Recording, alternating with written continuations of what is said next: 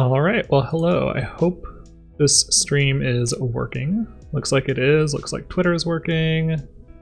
Okay, I just have to check on Periscope. Twitter uses Periscope to stream, so I have to check on this and see if I'm actually streaming right now.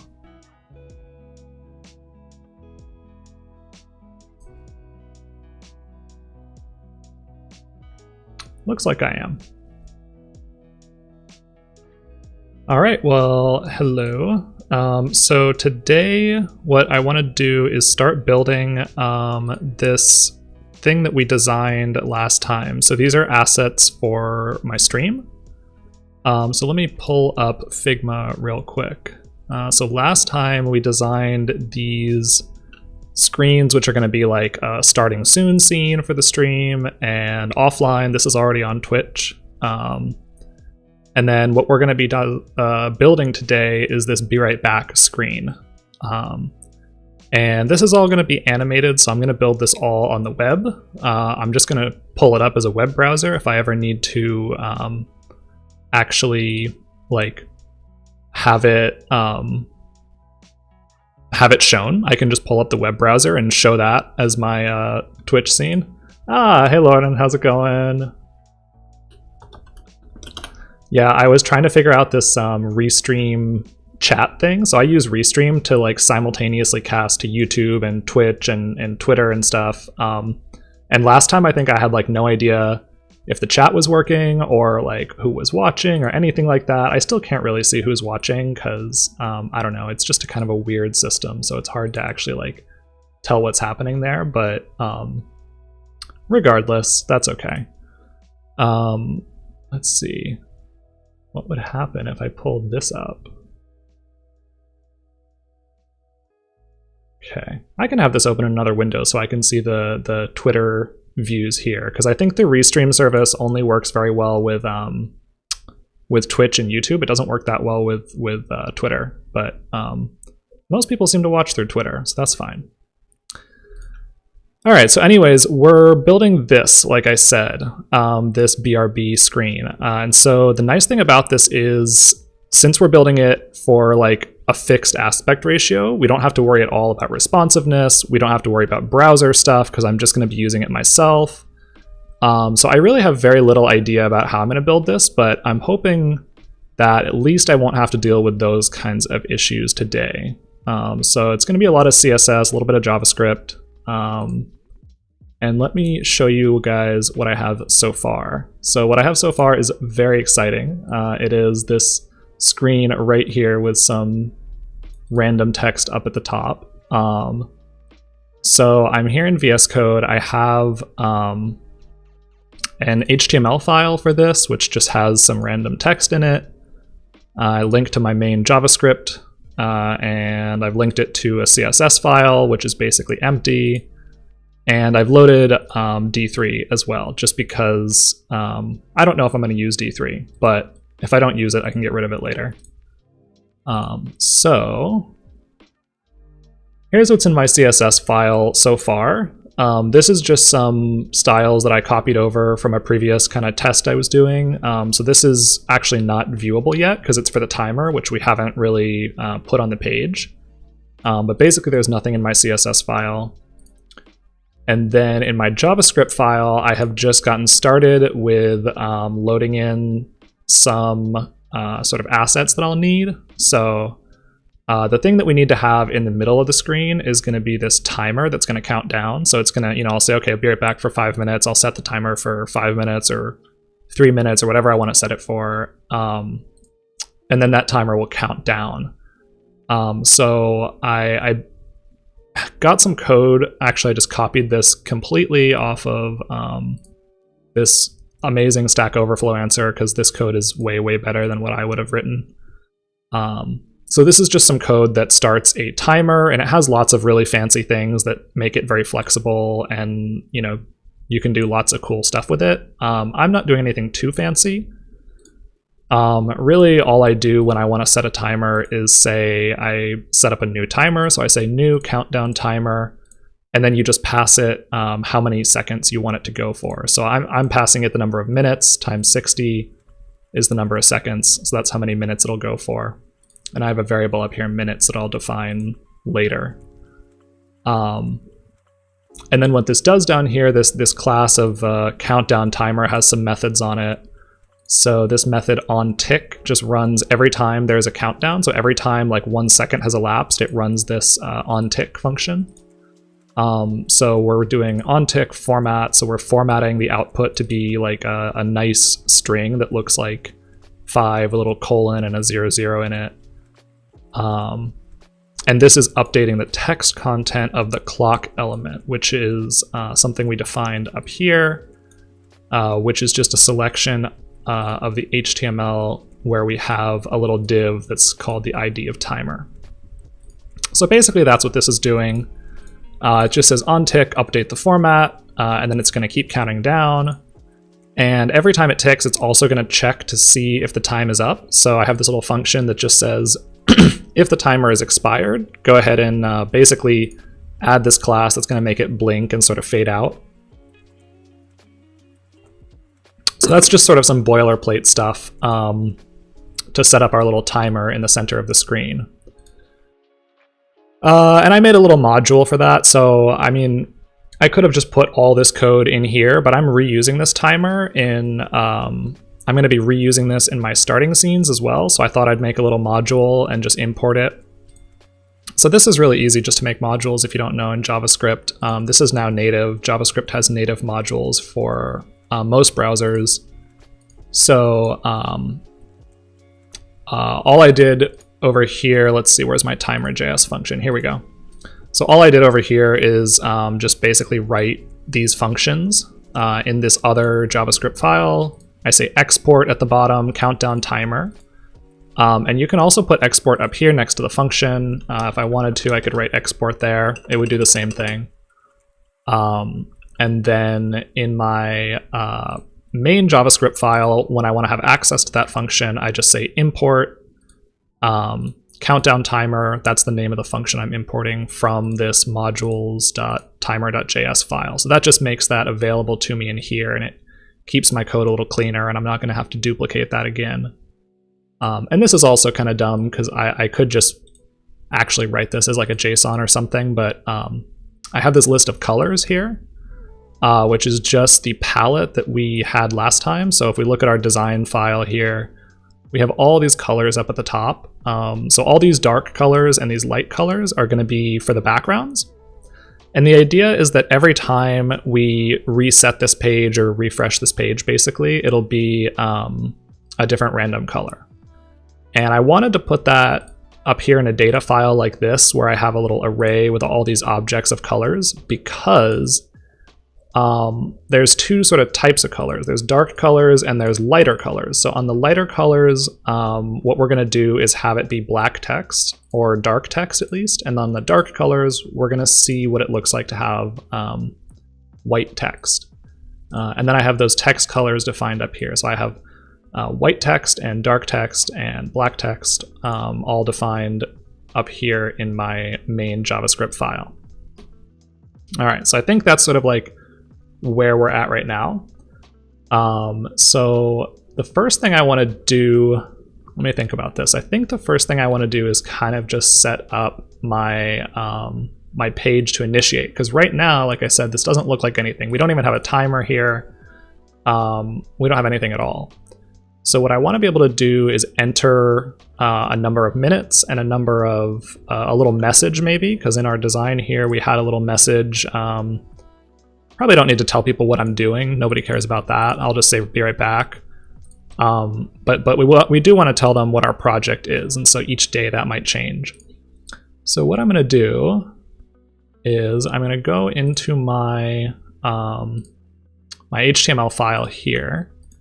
And we have this div of timer. We have this little fake text here. I'm just going to go up to the top, and I'm going to add a form element. And now I'm going to have to go Google form elements, because I never actually write form elements. So I'm going to have to go Google this. Look at this. Let's see.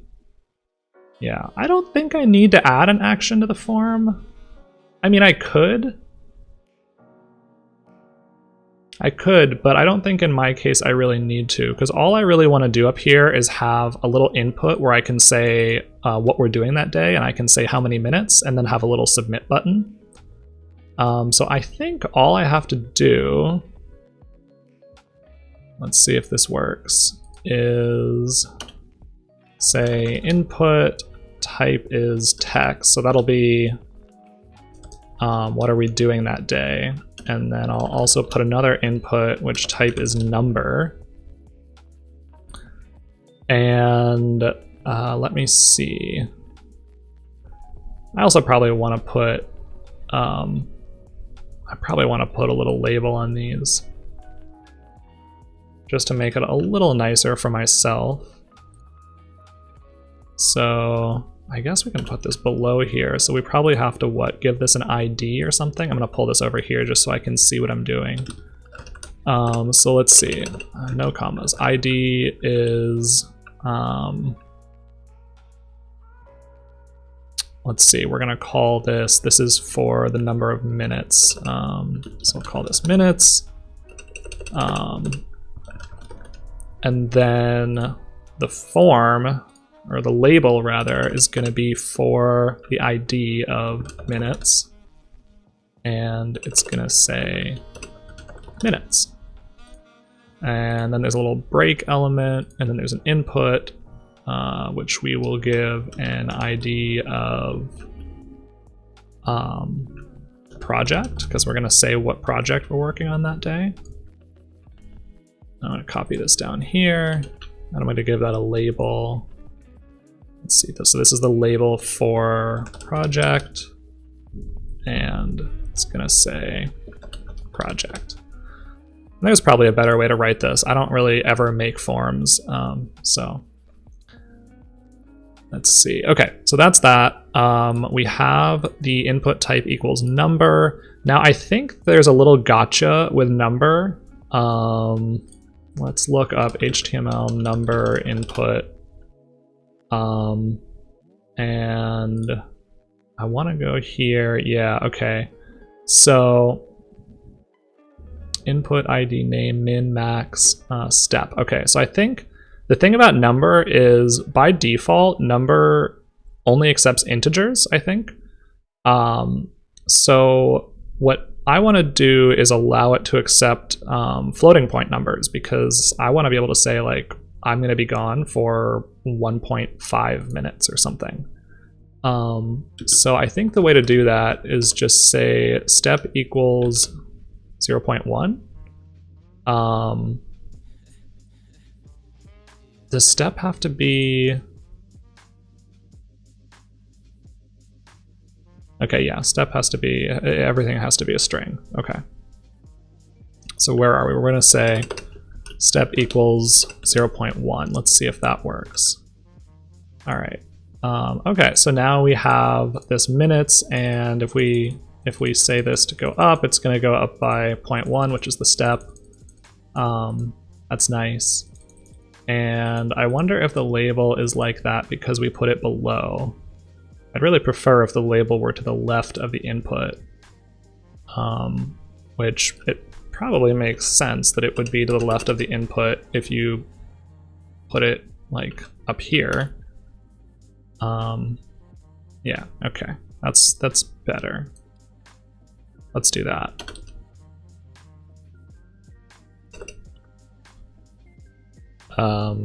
No, let's say, actually what we really want is we want this this line break element to be here, and we want this line break.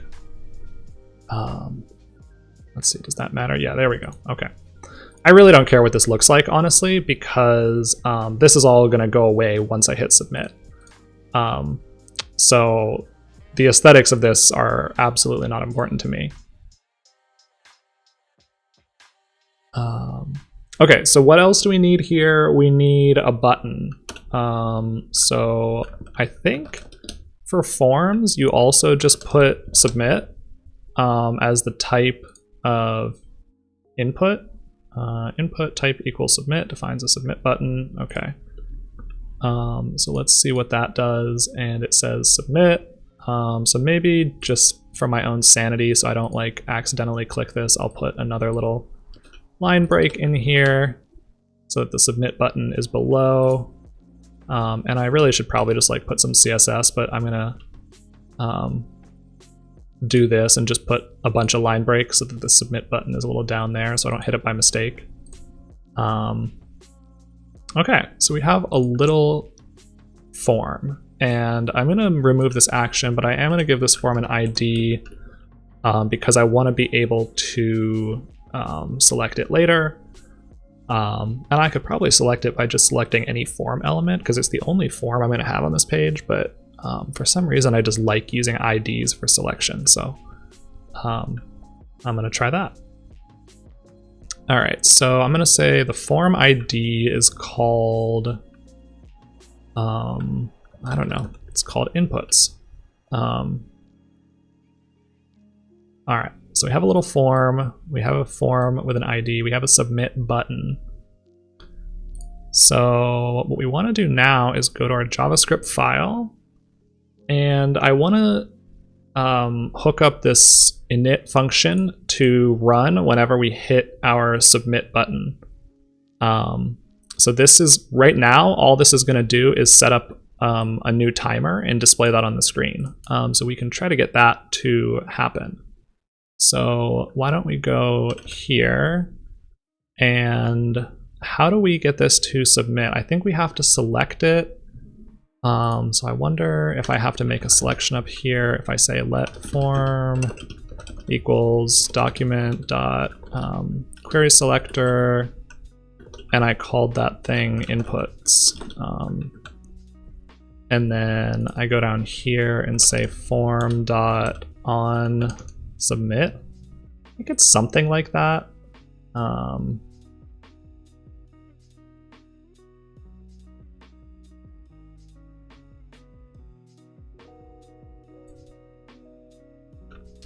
Let's just Google this. HTML form submission event on submit event. Okay.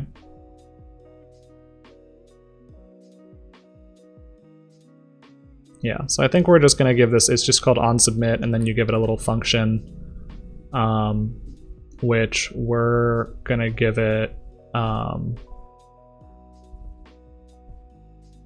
we'll just do this. We'll just say object of add event listener, and then we'll give it our init function. So why don't we say form.add, I don't know, I just like add event listener better than using like onSubmit or onResize or something. And we're gonna say init is the function that we want to run.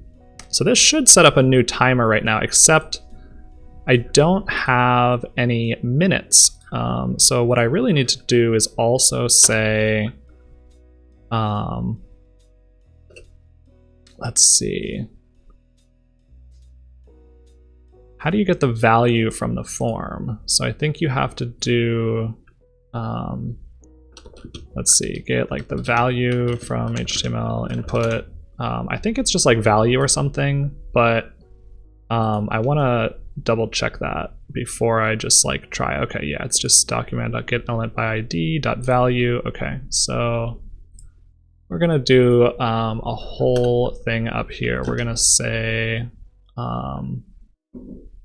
let project name is document dot query selector, and I think we called that, we gave that an ID of project. Yeah, okay.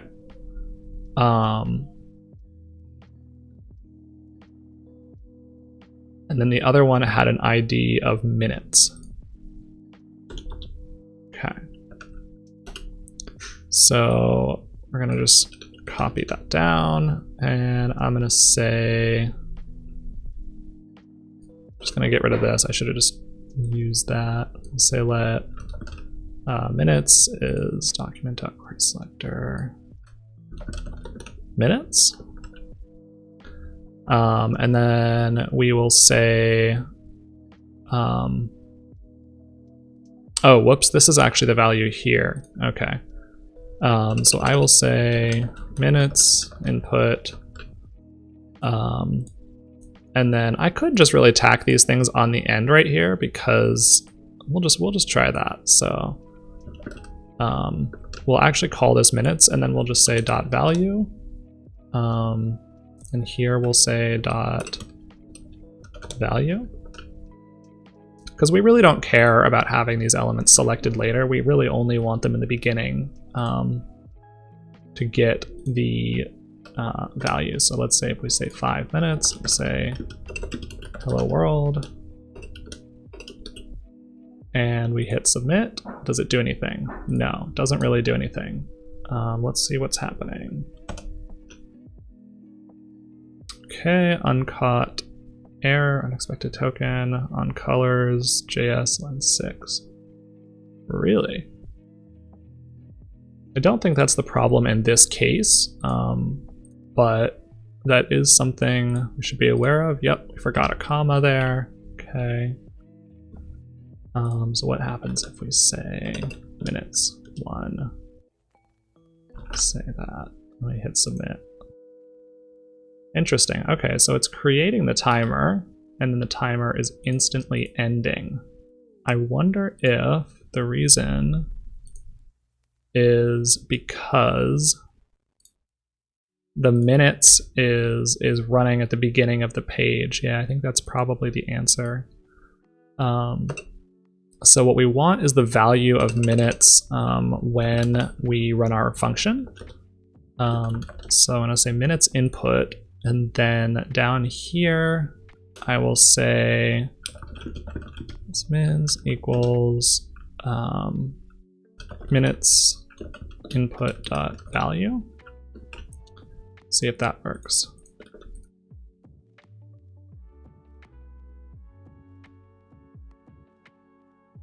See, we're still getting 0. Huh.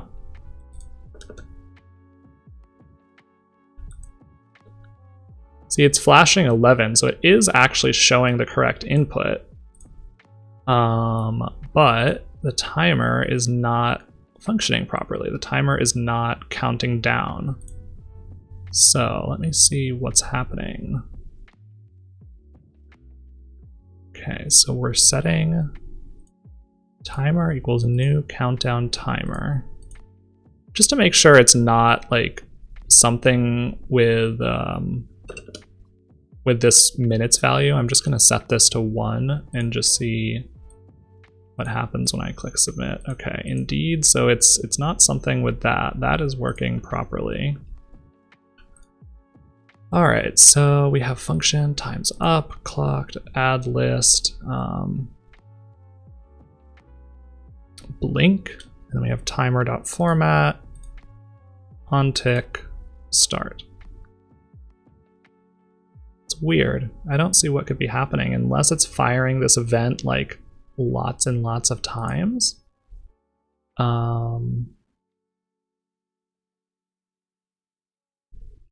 Okay, so this is another thing that I had set up previously. This is another little like bare bones page that I had set up previously. And this has the same kind of timer setup. So I just want to check if I open this one,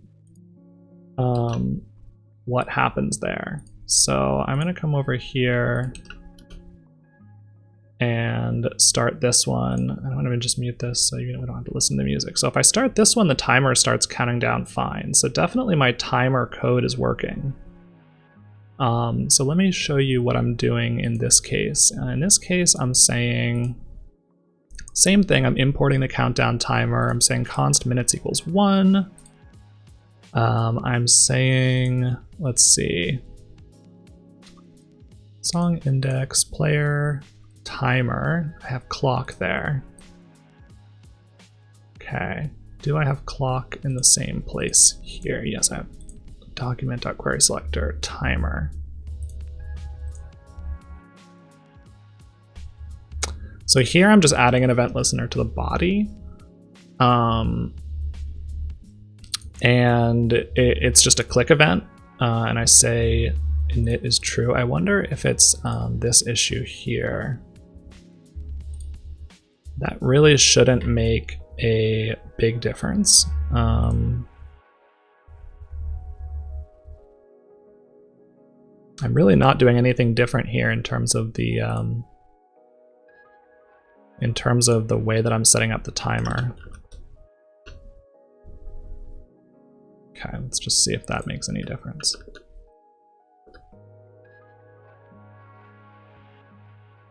So weird.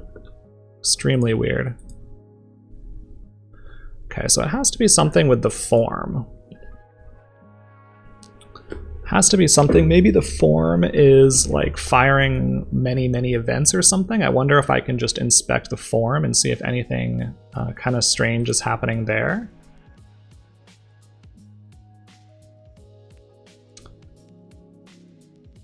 All right, let me go look at my form here. So I'm just going to add the event here, and I'm going to see if I can just console log the event just to see what's happening. Interesting. Okay, so the event is like firing, and then something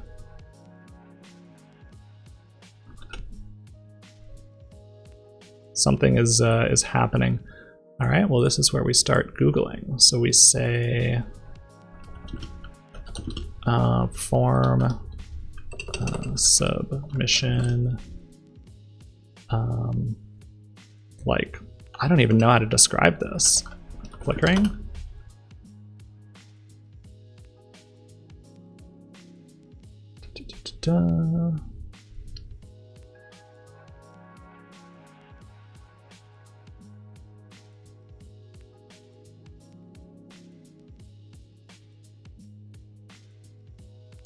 I mean, one thing that we could do is we could just make our own button and see if that's working. I just don't know exactly what this form submission button has attached to it, so maybe I'll try doing that and just see if that helps things a little bit. So I'll go back to my HTML thing here. We can leave that there for now, and I'll just put a button element, and I'll say ID is button and hello. Okay, so I have a little button down there. Now I'm going to go back to my JavaScript here, and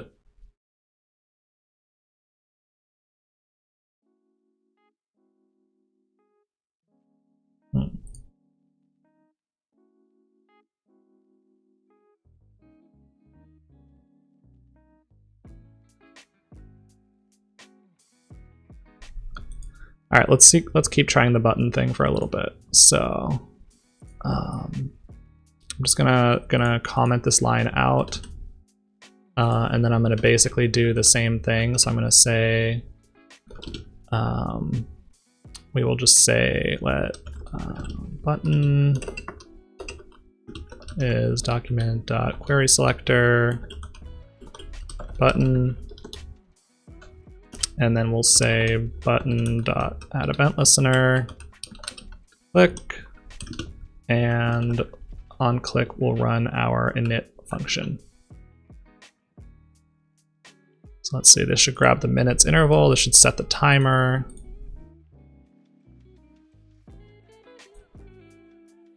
And then every time it should run this. All right, let's see what happens there. Okay. So that works. So since I don't really care about, doing this the proper way, I might just go with that because, I mean, honestly, I don't really care if this is a form submission button or a normal button. So this is really just for me to be able to set this up. So we will get rid of that. We will put this up here. And we'll get rid of our form element. We don't need that anymore. Okay, and then we'll also go back to our HTML, and just for the purpose of being complete, we'll get rid of that submission button so we don't get confused. And for this button, we will say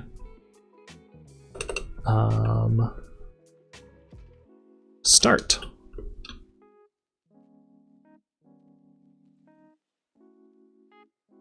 All right, nice. So now I also want to put our project name in there. We're gonna take that away later, but I just want to kind of get our HTML structured out a little bit more. So we have our form, we have our button, we have our timer. So if we look back at our design, before we have the timer, it'll say "be right back" up here, and after it'll say our project. So that's the same way that we're gonna write our markup. So we're gonna have this will be like, I don't know, maybe we'll call it an H3 element. I mean, honestly, it could be an H1 element because it's gonna say "be right back," but then I'll have to style all the H1 stuff. In fact, I don't really want to have to deal with the default styles, so I'm just gonna call this a span. And our span is gonna say "be right back." And I'll give this a class of, I don't know, do I want to start making all this crap, or do I just want to say, I'll give this a class of, maybe I should make this a header actually, because I'm thinking of just giving this a class of header. You know, there's not going to be a lot of things in here. I can pollute the CSS a little bit. I'll give this a class of, actually, I want to save BRB for another thing. This is the thing that takes forever naming stuff. All right, we're spending too much time on this. We'll just make it, an H1 even, because this is technically the top element in the page, and it's going to say "be right back." Okay. Now, below that timer, we are going to have a span, which is, we'll call this a div actually, just because I want to be easy myself. We'll have a div, and this is going to have a class of project name. And we will leave that empty for the time being. Okay, so we can see we have that there right now. I'm actually just going to get rid of this dummy text. That doesn't really belong there anymore. So I'm going to go back here, and up here I'm going to select my project project name div. So I'm going to just say let project, I'm going to call this project name. I'm going to call this project input.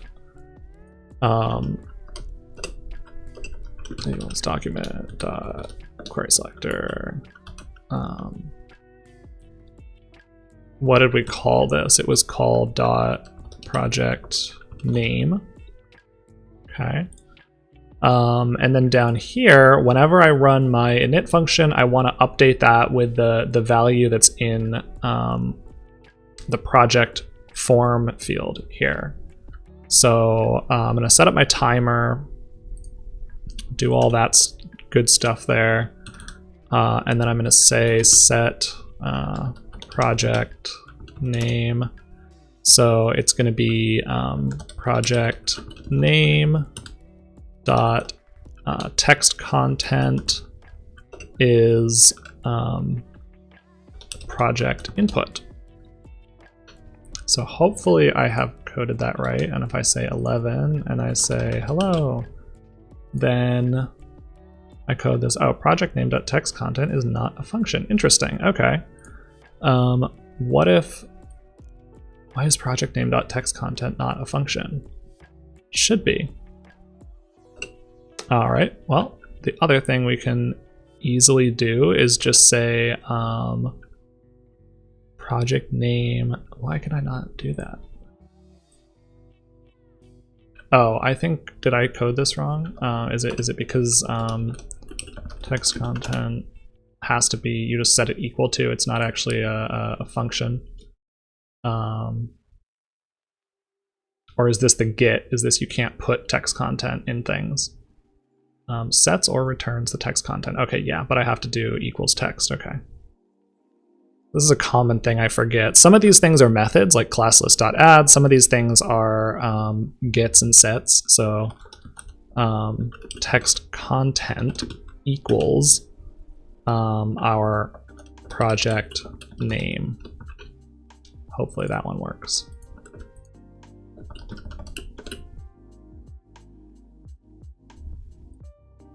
Object, HTML div element. Bizarre. Just gonna inspect that and see what's happening. I wonder what the value of our project form is at the time. Maybe the value of our project form is not what we think it is. Maybe it's not. Oh, it's because we it's because we didn't put .value here. Well, that might help.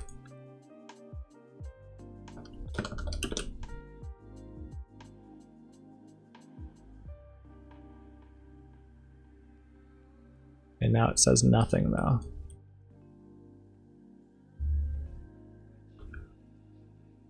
All right, so let's look at our elements. We have our project name.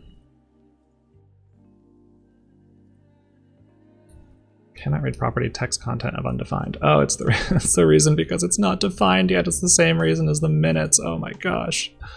Oh wait, it's because, no, it's because that. This is why though. Okay, so we have project input up here. The problem is we don't actually have a project input when we first load the page. So we have to do the same thing, and we have to say project text equals project input dot value. And I could probably consolidate this. I could move these things down in here and just select them here and grab them real quick because I'm not really doing anything else with them later in this project. So I might do that later, or might refactor a little bit, but for right now, we'll just keep going. So now this is called project text, okay.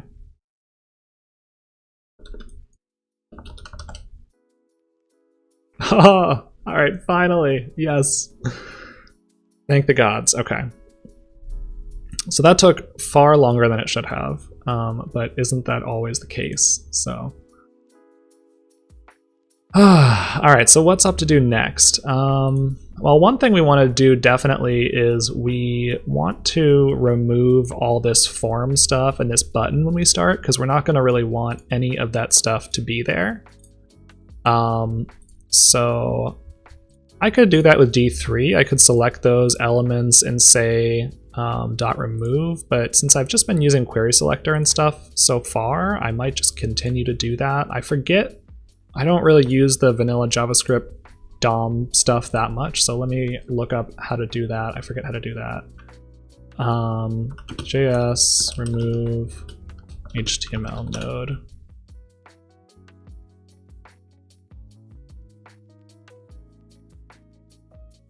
Yeah, I think it's just remove. Okay, it's just the same .remove, easy peasy. So this is a good argument for why these should be actually selected and stored as variables, not put down here. Is that now we're going to remove all the form stuff. So we can just say project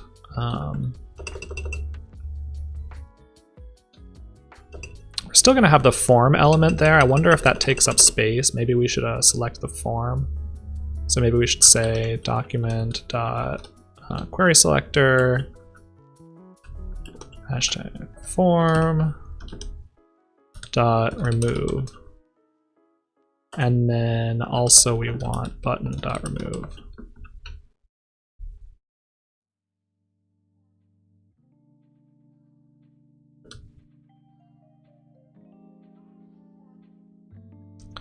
Okay, we got cannot read property remove of null at line 36. So let's see what that is. Okay, so it doesn't like this thing called ID of form. Is that because I called it something else? Yeah, it's because I called it inputs, so that's why.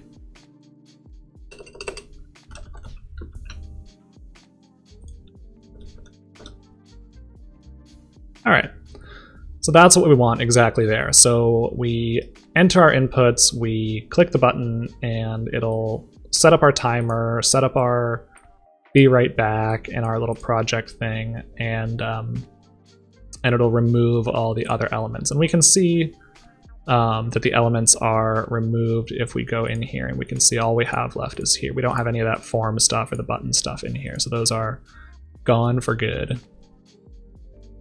For debugging, it might have been easier to just leave them in, because then I could not have to refresh every single time, but I can remove that if that becomes an issue.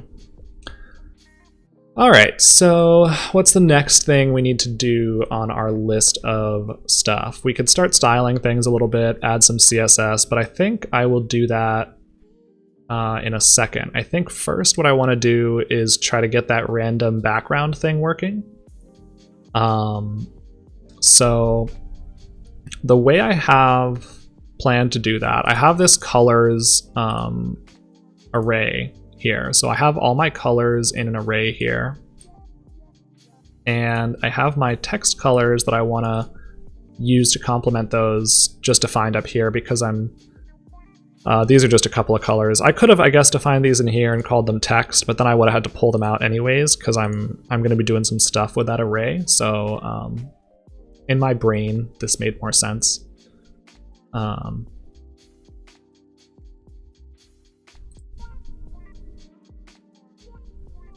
Okay.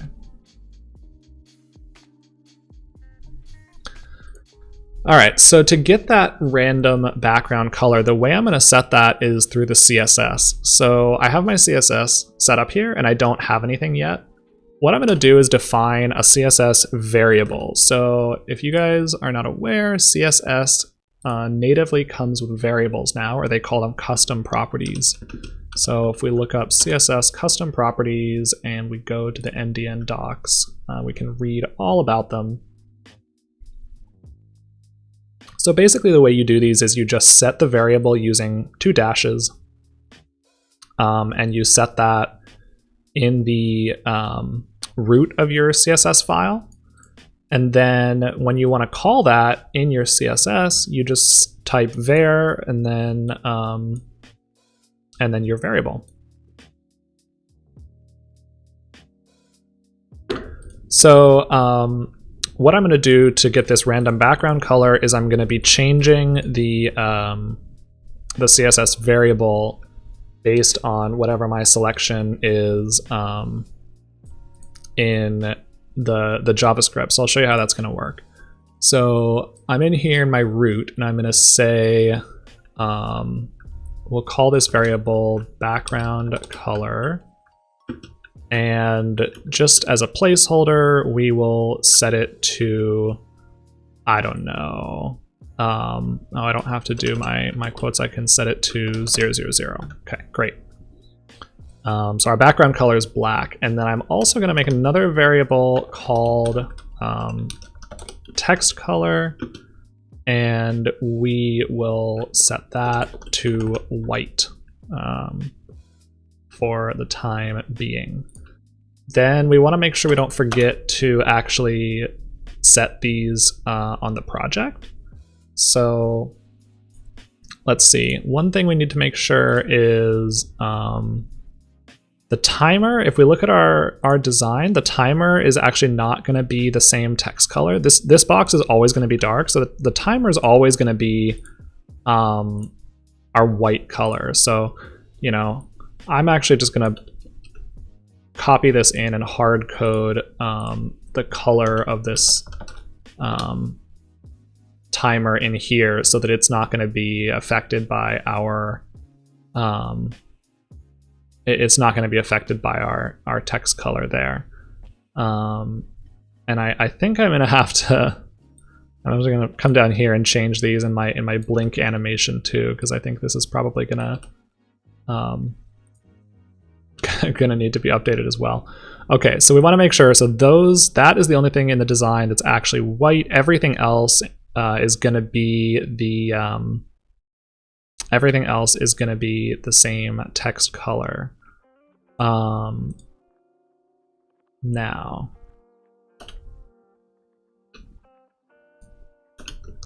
I mentioned that we want to make sure we're actually setting these colors on our body. So I'm going to do that. I'm going to come down here and say body. And if I can type, which I can't without looking at my keyboard, apparently for curly braces. So I'm going to say body background color is going to be var bg color. And then we're going to say the text color. So the color is var text color. Okay. And if we go here, that has all changed indeed. And if we just double check and we set this and we set that, we're going to say start and it's all the same. Okay, we're all good. So that's that. So the next question is, how do we actually get these to be random?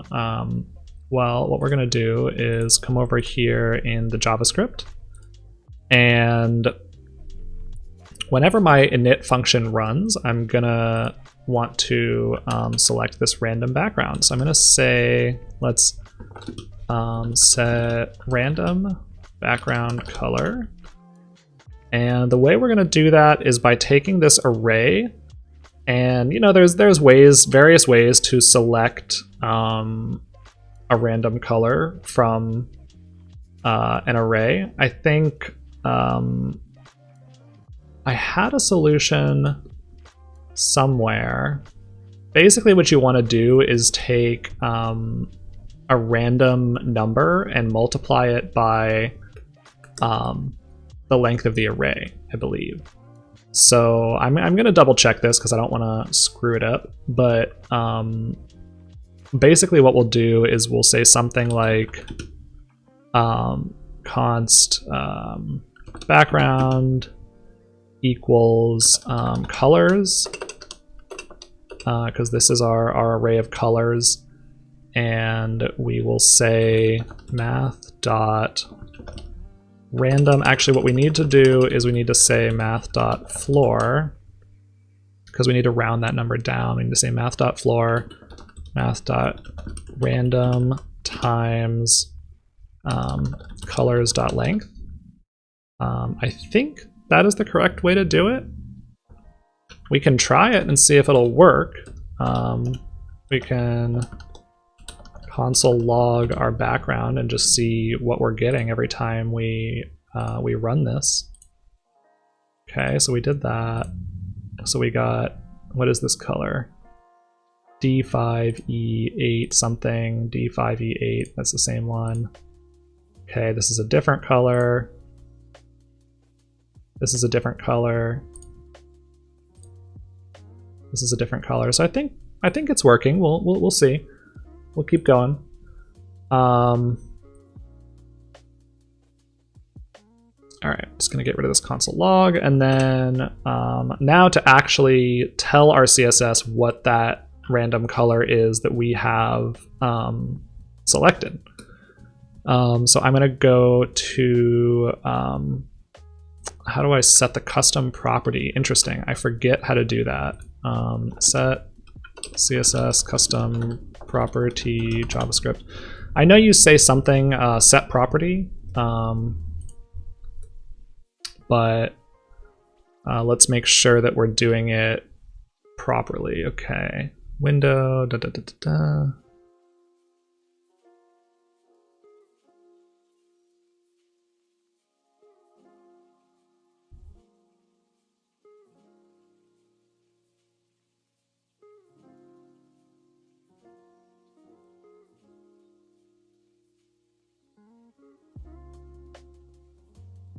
Let's see, is that actually the only way to do it? Updating a CSS, this is the one I wanted. Okay, so you just say let root equals document.element, and then you say root blah blah blah root.style.set property. Okay, so that's the same as document.document.element.style.set property. But we're going to use root again, so I will take this and run with it. And I'm just going to put this up here, maybe make this global variable. I might move that down there if I need to, but for right now, that's fine. So we just say root.style.set property. And we're going to set that property to our background. Wait, actually, no, we need to tell it what property to set. Okay. So we need to say set property. The property is called background color. Let's see, do we need to use our dashes here? Yeah, we do. Okay. So we're going to set background color to background. How about that? Now, is this going to be random every time we do it? Well, it went white. Did something. It went white again. Did another thing. White isn't one of our colors, so I'm pretty sure this is not correct. All right, let's see. The first question is my property actually called background color? Yeah, okay, so that is called background color. Now, the body background color is set properly. Okay, that's all good. Root.document element, root.style.set property. Did I do that correctly? Root.style.set property.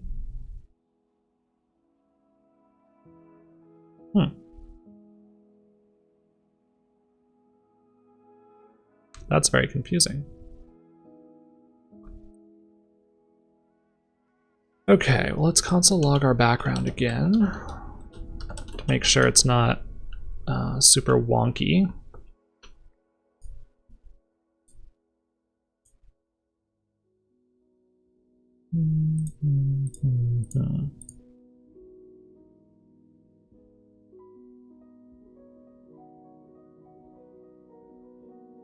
Okay, so this should be our background color. Oh, of course, the reason is because this thing is an object, because I have these colors categorized as light and dark. This is the whole reason I made them into this weird array of objects. So of course, because my background is returning an object. So if I want to do this, actually I have to do dot color. Okay, now that's working. Nice, and we're getting a random color. Now see, there you saw the whole reason that I'm doing the whole dark and light thing is because sometimes the white text, the dark text looks fine either way, it doesn't really matter. But there's cases when the white text will look better than the dark text. So we want to see if we can set our text color as well to be the same as the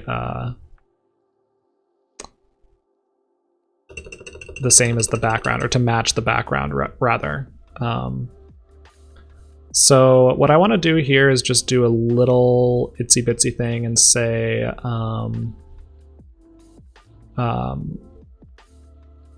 we're gonna say const, we're gonna call this, let's call this text color. Or actually, I'm wondering if I want to do this like that, or if I just want to kind of do this, like this. So I want to change this. I think I called this text color. Yep. Okay. So I want to change this to whatever this is up here. And this dark text is really the default, and I might end up switching to the black text or using black text in a couple of other elements, but basically what I want to do is I want to say if, okay, now I'm going to do something different. Now I'm going to return actually the background, and I'm going to set this to background.color. And now I'm going to say if background dot type is light color, then we're going to return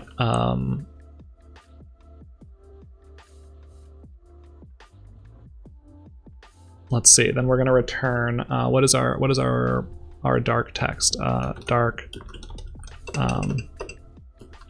text, else we're going to return our white text. Except I think I want to say if this is light. Okay. Okay, so this is a dark color and we are getting light text. Let's try it again. Good. Okay, so this is correct because now we're getting a light color and it's showing us our dark text, and we can see that's not really black text. It's kind of a dark purpley gray. So, all right, so we have a random color, so that's kind of cool. So,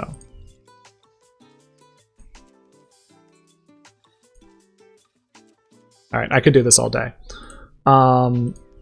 Okay, so now I think we kind of have the random color thing set up. We have our timer thing set up. We have our input set up. So it's time to get into the styling of this thing. So I mentioned if you look at our design that it's going to have this sort of black bar going across, and these letters are going to be these columns of letters. And they're going to be moving up and down is the whole idea. They're all going to be slowly moving up and down, just infinite loop up and down. And then as the text crosses the border of this dark rectangle, it's going to change colors from black to white. So you can see here, it'll look something like this. So there's a couple things we need to do. First thing is we need to set up sort of a grid for this. So this is a 9-column grid. So if you look at this be right back thing, and I show my layout grid here, this is 9 columns. There's 3 columns in the center, and then there's one of the columns for each of the rows, or for each of the letters rather. Now I might do this using CSS Grid. I haven't really thought too much about how I'm going to do it, but that's definitely a possibility. Then I want to figure out also how I'm going to position this bar. I don't know if I want to really make this thing super gritty, so I could add rows as well as columns to this, but I don't know if that's so much worth doing, or if I should just, absolutely position these things and it's just not a big deal. We'll see. I might do them in grid just for the sake of it. And then the next thing is I'll want to figure out how to write this text vertically. So this is going to be BRB or BBBBB, and it's going to be vertical text, vertical text, vertical text, because these need to spin up and down like that, so we can't write them horizontally. And then the final thing we're going to do is figure out how to get this effect where when it hovers over this bar, it has a color change. And I do have this for inspiration. So there's this code pen I found. Let's change the view over here so you can see this better. So this is kind of clever the way that this is done. I'll go into this when we're going to do it rather than now. For right now, I think we have some other things to sort of set up, and it's mostly going to be CSS work. So get ready for a lot of Googling. All right, so I said the first thing we want to set up is probably the grid. So I'll put the grid on the body actually. I'll see how that works. So I'll say that the body, actually, it doesn't seem like a great idea right now that I'm thinking of it. Maybe I'll just make a full width, full height wrapper, and I'll make that the grid. So I'll make a class grid wrapper, and pardon me, I'm terrible at structuring CSS, so this is something I might go back and totally rewrite later. So we will say this has a display grid, and we want to say this is like what width is going to be 100%, and height is going to be 100%. And we need to add semicolons to everything. Okay. And I can check that that's working. I can go back here and I can go into my elements panel, and then I can look, let's see, we have our form there, but we haven't actually added the grid wrapper, so we need to add that to our HTML. So what's going to be inside of our grid wrapper? Not our buttons, but everything else is going to be inside of our grid wrapper. So this is the grid wrapper class. And then all of this content goes inside of our grid wrapper. Okay, so right now our grid wrapper is not filling the whole screen, and so I have to do the thing that I always have to Google, which is how to make the div full height and full width, which is a stupid thing to Google. But I constantly forget it.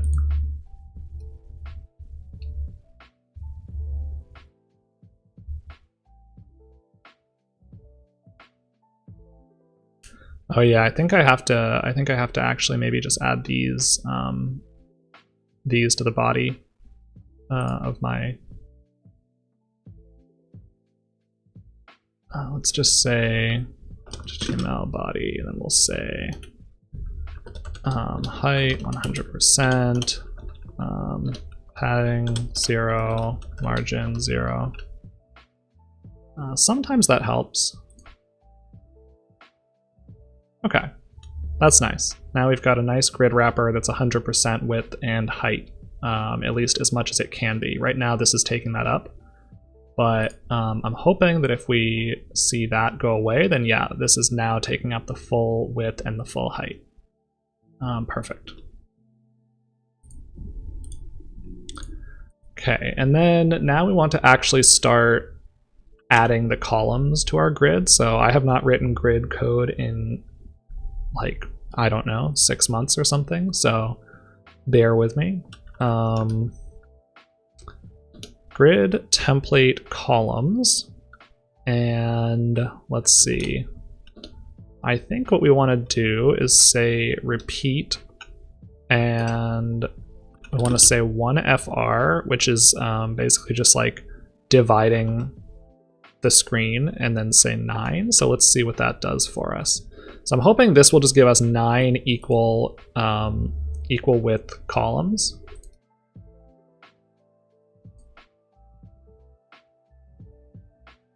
I've written it wrong though. I have to look this up. All right, grid repeat columns. Could be that it's you have to write grid repeat. Okay, you have to write grid 9 1FR. Okay, so 9 1FR. All right, now we're talking. See, now we have those 9 grid columns set up right there. We can see them.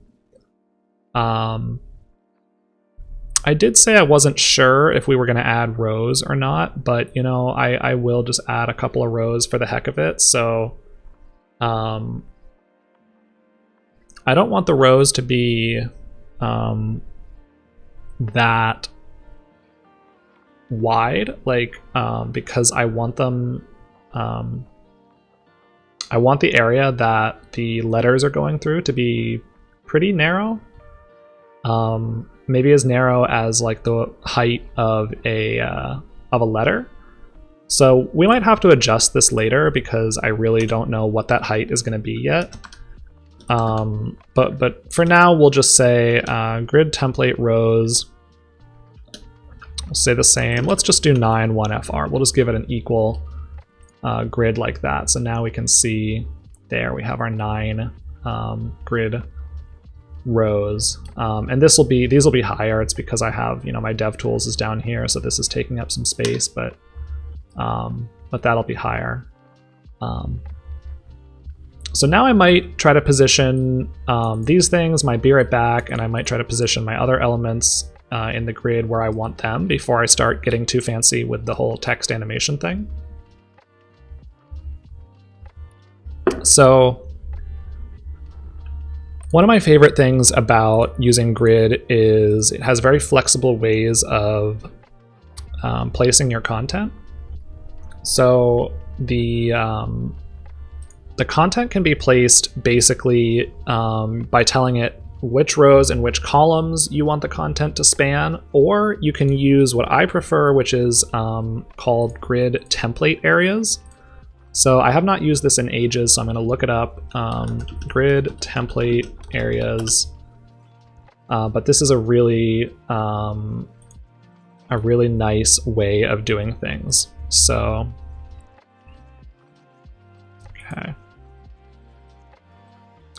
Yeah, so this is how it works. You can see here in each of your elements that you're going to put in the grid, you give it an attribute called grid area, and then you give it a name basically, and then you can kind of write a schematic when you're actually laying out your content that says what should be in each cell. So it's kind of like you can visualize your grid right here in your CSS, which is what I really like.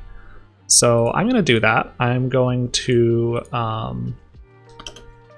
style these elements that I want to put in the grid up here. So let me see what I called those elements. I called this an H1, so I'm just going to give this a class of BRB header. And then this div has an ID of timer, and this div has a class of project name. Okay, so let's try to forget those as quickly as possible, which is probably what I'll do. All right, so we called that, let's see, I already forgot what I called it. See how good I am at this? BRB header, okay. So BRB header, I can't type curly braces without looking at my keyboard. BRB header, so we're gonna call this grid area is the property that we need, and we're gonna call it HD for header. And then we're gonna do the same thing. This is an ID, not a class, so we're gonna do ID timer. And timer, actually we already have this defined down here. I'll just bump this up because I want this to be above my grid wrapper. So we'll just bump this guy up here, and we're just going to add grid area, it's time. And the other thing we had was called something. Project name. Wonderful. Project name. Curly braces, please. Okay.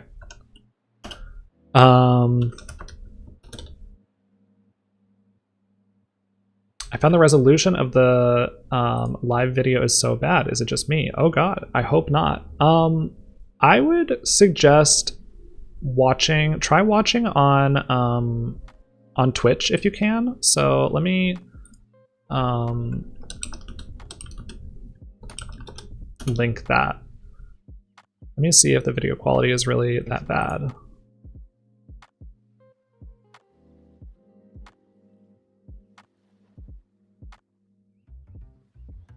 This is very meta. I'm watching my stream within my stream.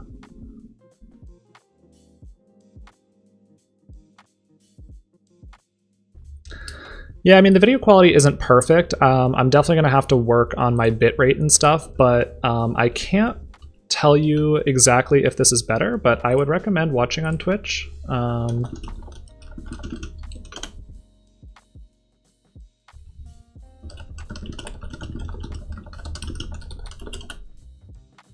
Yeah, so sorry about that if the quality is bad. I will definitely try to work on that. I'm sort of baffled by Periscope. So Periscope is what Twitter uses to stream, and it's extremely like unusual. Like I'm watching the Periscope stream right now, and I can tell you there's a big delay. So I don't know if there's a big delay equally on Twitch, but I imagine Twitch may be the better place to watch it.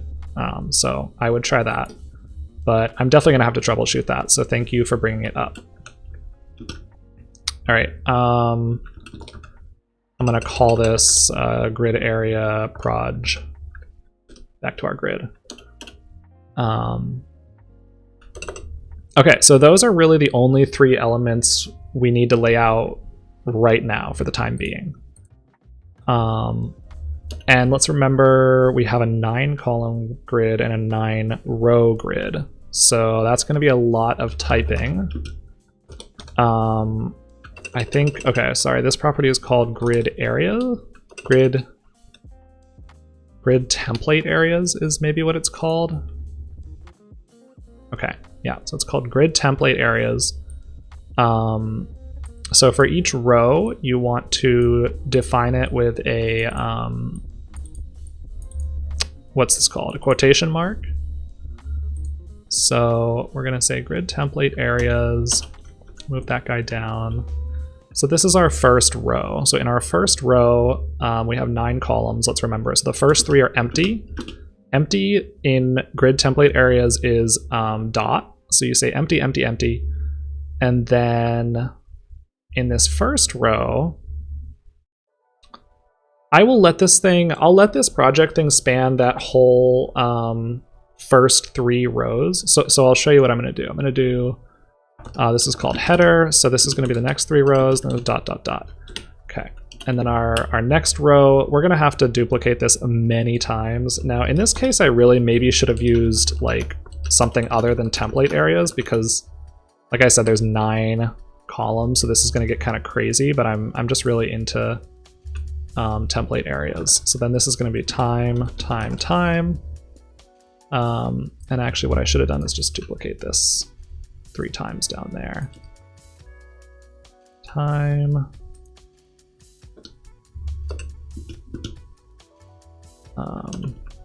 Time, time. And then this one is going to be the project. Proj, proj, proj.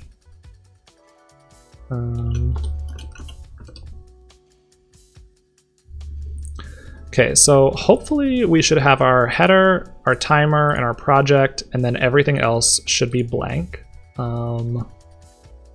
Let's see if that works. Let's give ourselves a timer of 1 minute, and we'll say something in here. Okay, I think that worked.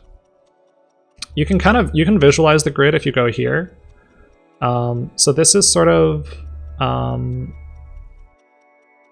what we expect because you can see the timer is centered in those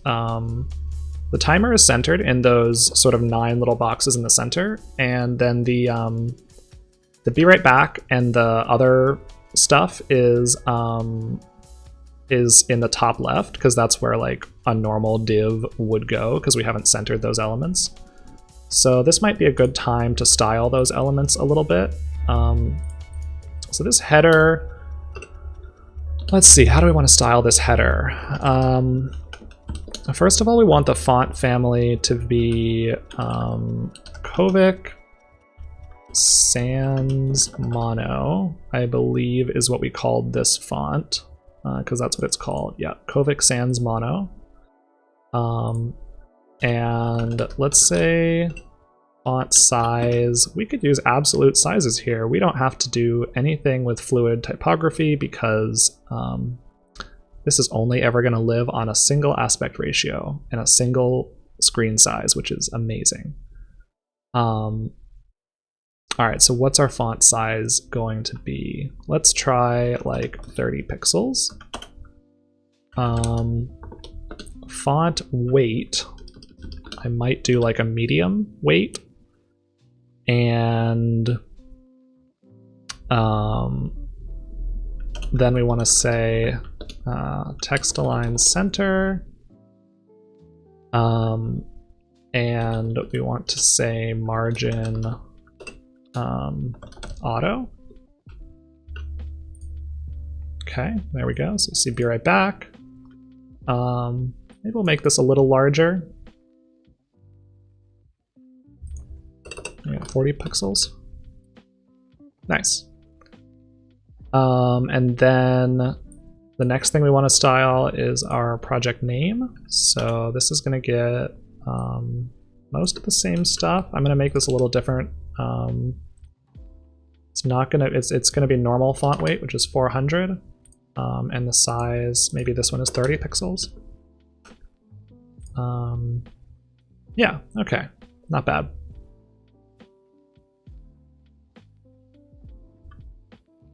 Yes, okay. It says Juan says it's much better on Twitch, so I'm glad. Yeah, yeah. Like I said, Periscope, I have no idea. I think I maybe I need to go into the settings for Periscope, and maybe there's some way I can like alter the bitrate or something.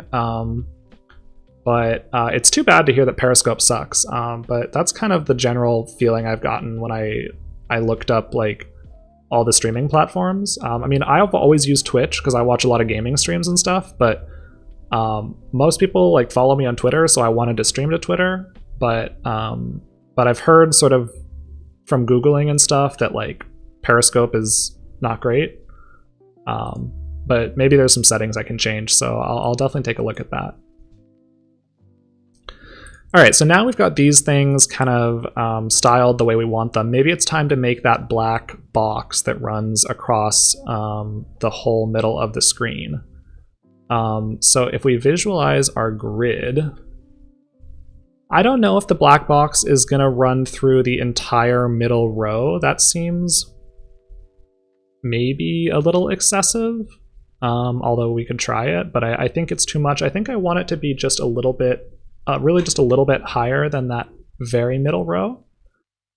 So what I might do is try, I might just try absolutely positioning it and see how that works out. I mean, like I said, we are really only designing this thing for one screen size. So I think that might be the ticket today.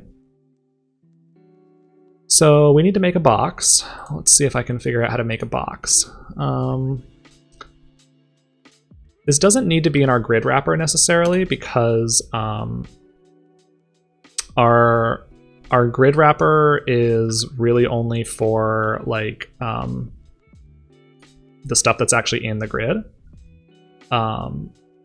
So I'm just going to put a div outside of the grid wrapper, and I'm going to give this a class of box. And then how do I want to style that box? I want the box to be full width. Let's go down here and style our box down here. So I want the box to be full width. So we'll say width 100%. The thing is we need to absolutely position this. So we need to say position absolute, because this is going to float above the rest of our content. So we can't, if we have it positioned relative, it'll be pushed down. So we need to have it absolute positioned. Width is 100%. I always forget if percentage actually works on absolute elements. So this might just randomly fail. And what do we want the height to be? That's a real question. I really have no idea what the height needs to be. Let's just randomly hard code it as 100 pixels for now. And we'll say background color, we don't really want it to be, we want the background color to be this dark color, which I should like maybe make that a CSS variable or something, but I'm just gonna try that. So let's see if this worked at all. No, it did not work. Okay, so where's our box? Our box is down here, which probably makes sense. Does that make sense?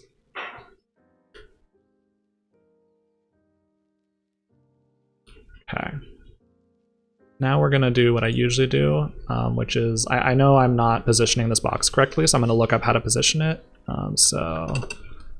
Absolute position box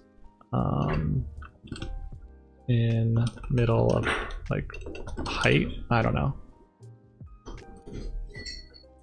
Yeah, how to center position absolute element.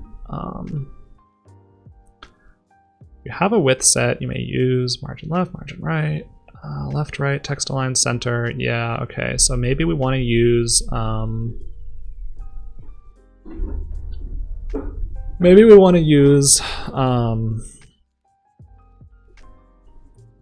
top 50%. That sounds about right.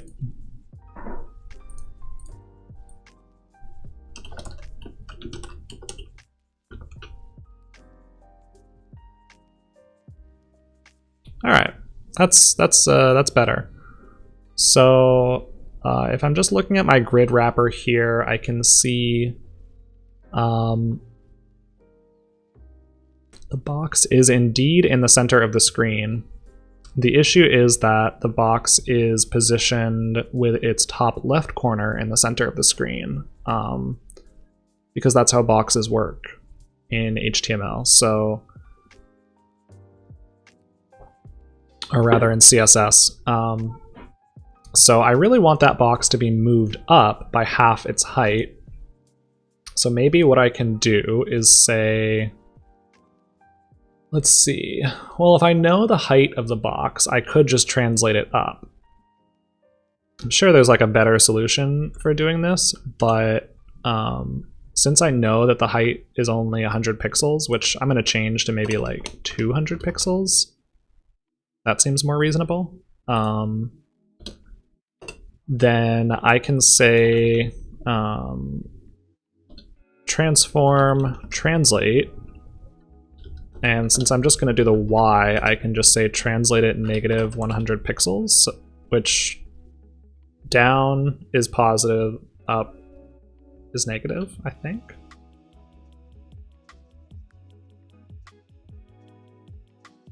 Yes, okay, so that is correct. All right. So we have our box positioned in the center of the screen now, and the issue, of course, is that it's covering our timer, because we actually need our timer to be above it. So the easiest way to fix that is just to move the box above the timer in the HTML hierarchy.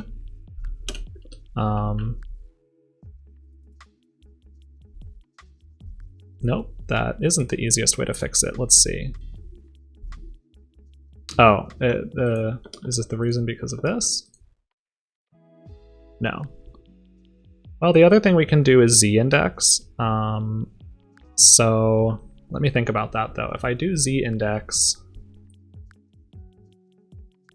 all right, let's try it. So let's give the timer a z-index of let's say 5 for no reason whatsoever. And then our box, we will give a z-index of 3. Okay, so that fixed it. All right, so now we have our timer, we have our be right back, we have our little project title here.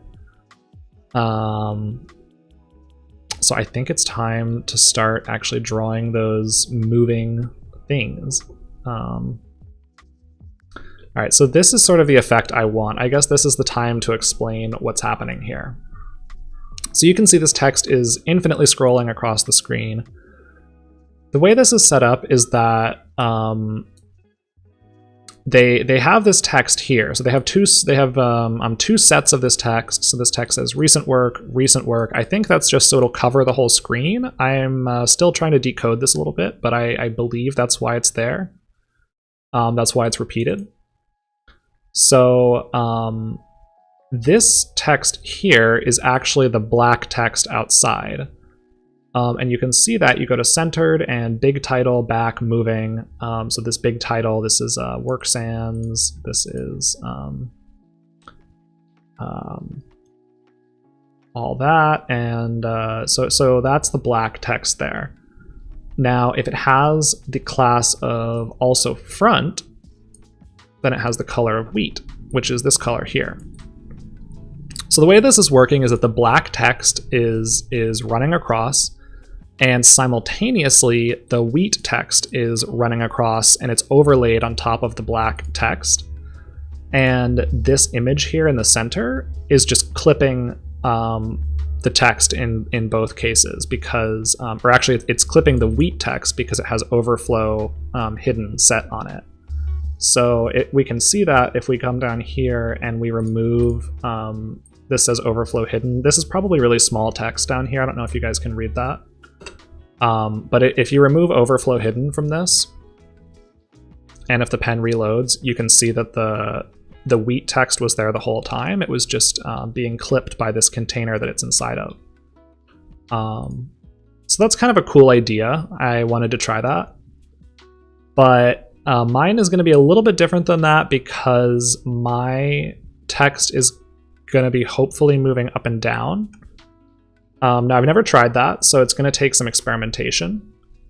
What I'm going to do here is just start writing some stuff in my script. It's probably going to turn out really ugly. I don't think it's going to work on the first try, but we're just going to put it in there anyways. So we're going to put in a span, and we're going to give it the class of what should this class be called? BRB. And it's going to say wait, actually, it should just have the class of B, because is that a good idea? Clearly naming classes is the thing that I struggle with the most. But we'll go with it for now. So we'll give this thing a class of B as well. So in this code pen, they had two spans back to back here, and I think that's probably pretty important. Want to think about that a little bit. How do they have this positioned exactly to get these to overlay nicely? Let me look at this a little bit more. So they have this centered, which includes this centerer thing, which is positioned absolutely. Yeah, so it might not be a great idea actually to put these things in a grid. Maybe I did my grid a little prematurely. It might be a better idea to just kind of lay these things out absolutely, because we need to have them positioned on top of each other. So we need to have this simultaneous light color positioned on top of the dark color, and the only way to do that I can think of nicely is just to give them both the same position absolute in the same position. So we might not actually put these B's and R's into our grid, but it still might be helpful. You know, it's still kind of helpful to have the grid here to visualize where they should be, because I'm going to be kind of guessing and checking as I go to see where they should be. I'm sure there's a very nice way to like actually lay these things out properly, but for me, this is going to be a bit of guessing and checking. So, all right, so we made two spans that are called B. Actually, what I'm going to do here is I'm just going to get rid of. So I'm not going to put these in the grid. I'm going to put these outside of the grid.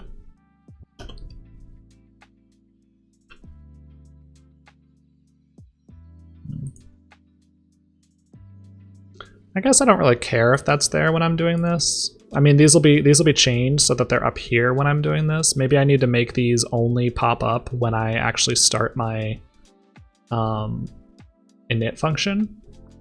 That might be something we can do. But for right now, I really kind of want to just figure out how to draw these vertically and stuff.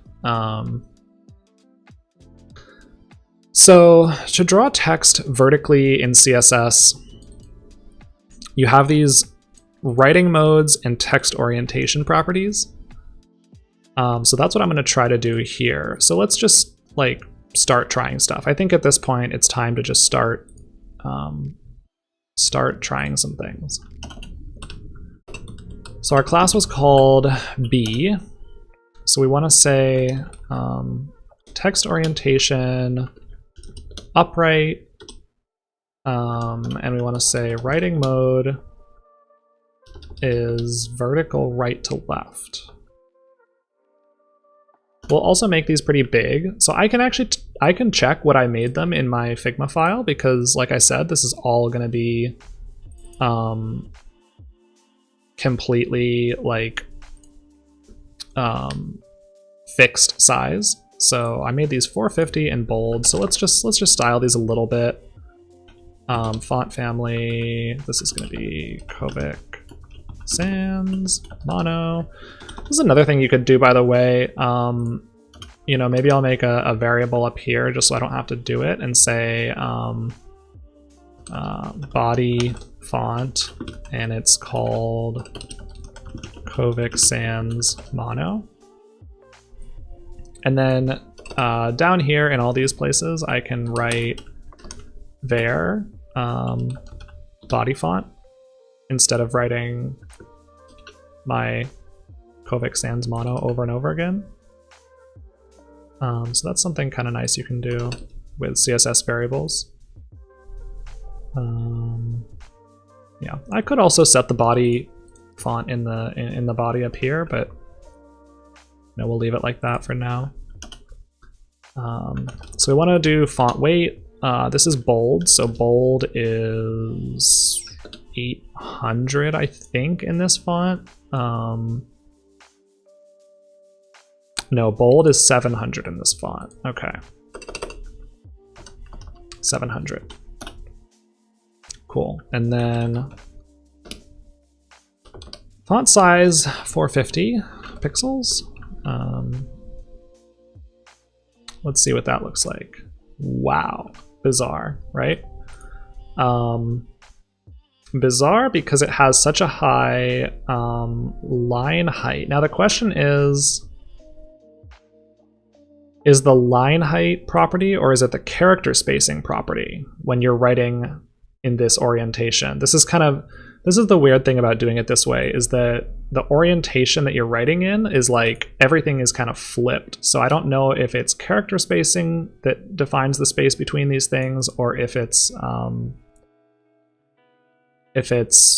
line height. Let's try line height first. So line height, let's just, say something totally random, like it should be 10 pixels. Okay, so line height appears to be maybe so line height appears to be the difference in this direction, so it looks like it's probably character spacing. So line height, maybe that's, instead it's going to be like 100, 200. What is it going to be? We'll just call it 0.9 M to make these a little closer together, right? They'll probably need to be closer than that even. Maybe we'll put 0.7 M. Yeah, so see, that's adjusting the spacing this way between them. So it must be character spacing, or I guess it's called letter spacing in CSS. So what happens if we just like call that 10 pixels? It doesn't really do anything. Okay, so what happens if we say negative 50%? Doesn't do anything. Negative 100 pixels. That does something. Okay, so the reason is because what we really need to do is say like,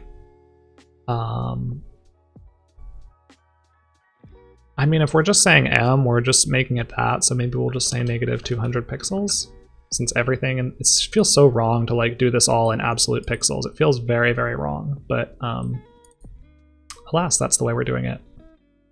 So negative 300 pixels. Okay, that's closer. That's what I want. So All right. Now I do want to sort of take a look at this element and see, make sure, I don't want there to be any padding or any margin on it. Maybe I'll just set those just to be safe. Padding 0, margin 0. For now, those might change if I have to position these in a certain way. Okay, but these are really going to be positioned absolute, right? We said these are going to be absolutely positioned. So let's give these things a position absolute.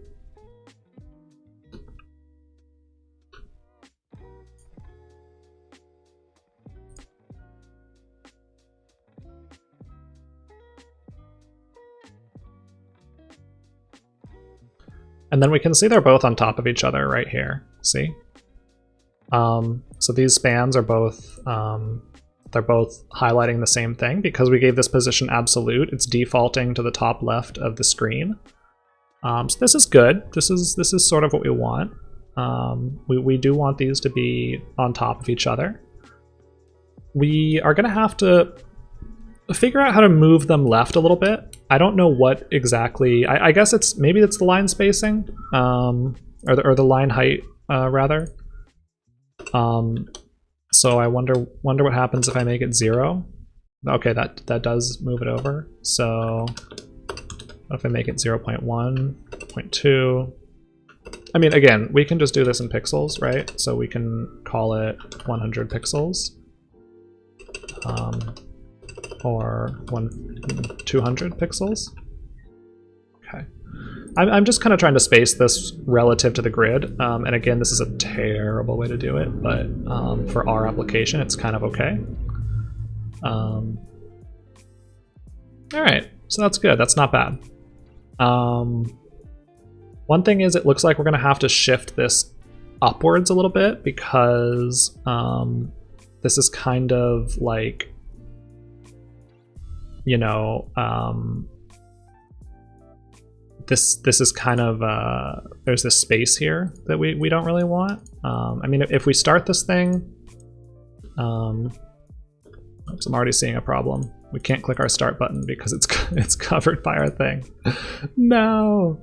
All right, we might have to move these minutes and projects things over to here. That might just be a better place for them because I have a feeling I'm gonna get very annoyed if this is all covering them. So, and I don't really want to make this appear like with JavaScript. I kind of just want to code it, and then, you know, maybe I can add the animations with the JavaScript. But I really would like these to move over. So these are called inputs. Okay, so let's look at where we have these styled. Nowhere, because they're not that important. Okay. So let's look at them as they're called inputs. And I'm just going to give these a, I don't know what the default styling is on a form, so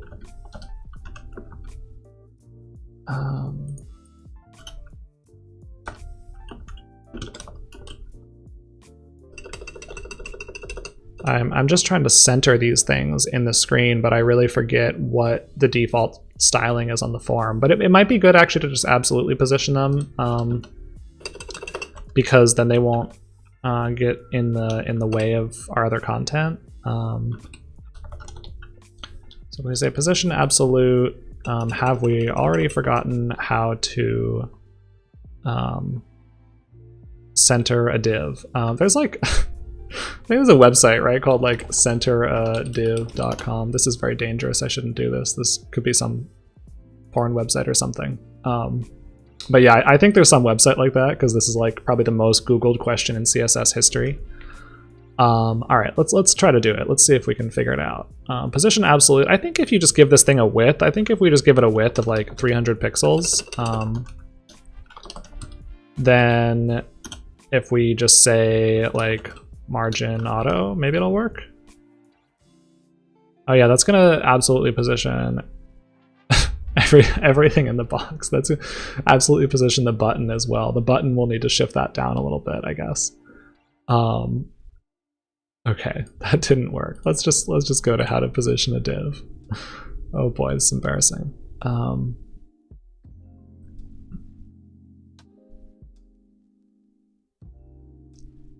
I guess, oh yeah, I guess we just say left 50%. All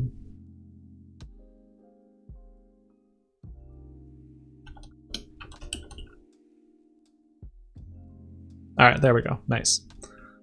And then our start button is still up here. We want our start button to be like, I don't know, over here somewhere now. So let's just see what we called that start button. We called it a button, okay.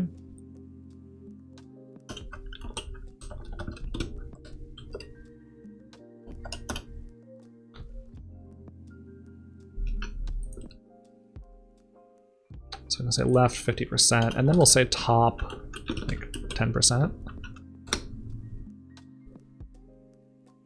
Wonderful.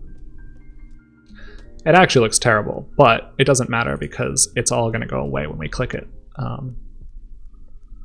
So it doesn't have to look wonderful. It can just look terrible. All right, so these are now functioning properly, sort of properly. They're not really proper, but they're somewhat proper. So let's go back to styling those. I think we're going to need to wrap them in something actually and do the positioning by wrapping them, because what we're going to want to do is be able to have those clipping boxes like in the code pen that we were looking at. So in the way they have this set up, they have it as set in h1.center.bigtitle.back.moving. Okay, so they want, might also be good to just have the text be display block. Maybe that's a good idea. And maybe the white space should also be no wrap. We should just copy these styles.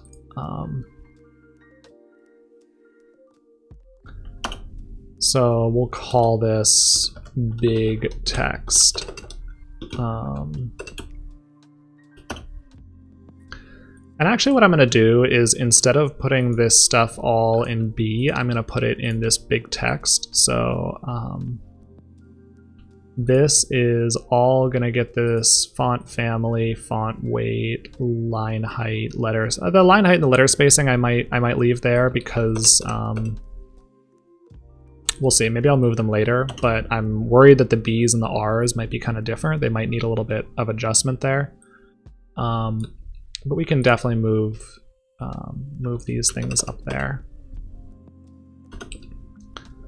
And then we want to come over here, and where we had our B's, we want to wrap them in a div that has the class of big text.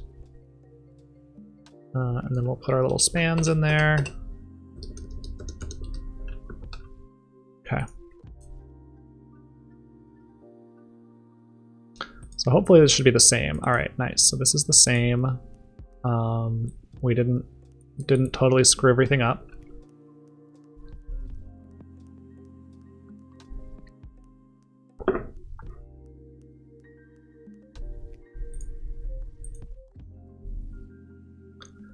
All right, so let's go back to that code pen and just look at how exactly they're doing this. So they're putting this centerer mix in. This is just adding this class of centered to the whole wrapper.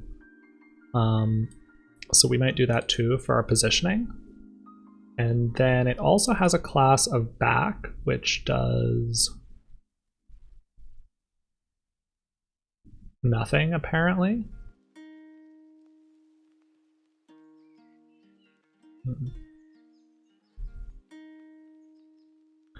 I'm not seeing the class of back anywhere. I might be missing it in a little include or something, but I don't see that. Maybe that was just a leftover from some kind of test they were doing. So I won't bother with that right now. I'll just put the I'll just put the positioning on the wrapper element.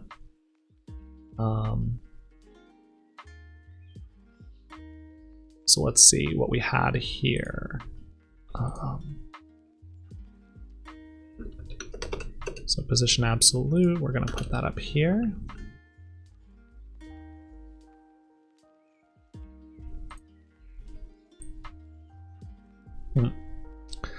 Interestingly, we've kind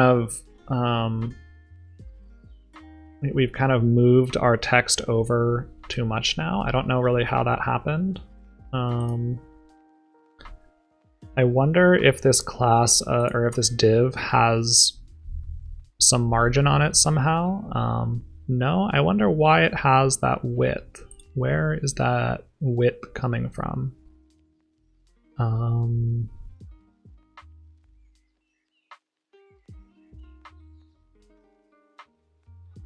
Is it because we made it display block?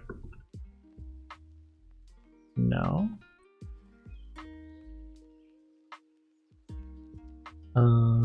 Interesting. Okay.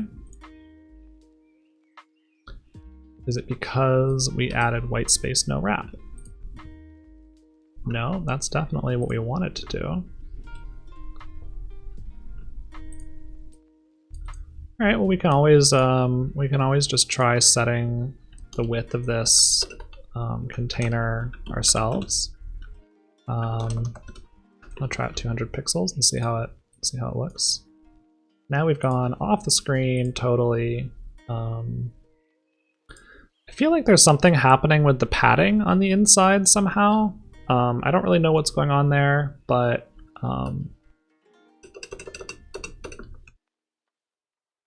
let's see, because we have padding set to 0, and when we look at the element here, it doesn't seem to have any padding. I mean, the other thing we could do is we can always just move it over a little bit. Again, it's absolutely positioned.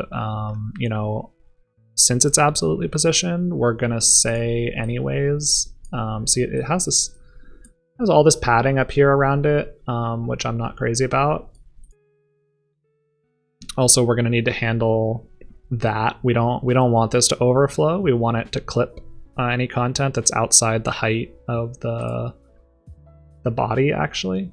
So it might be a good idea here just to set, I mean, this like kind of hurts my soul to do, but it might be a good idea to kind of set the height and width of the body hard-coded, since we are working in that way, and then clip any content that's outside of it.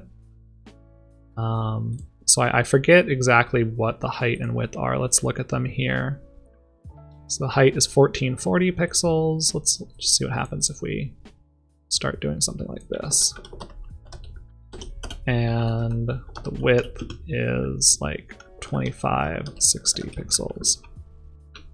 And then we will say overflow hidden.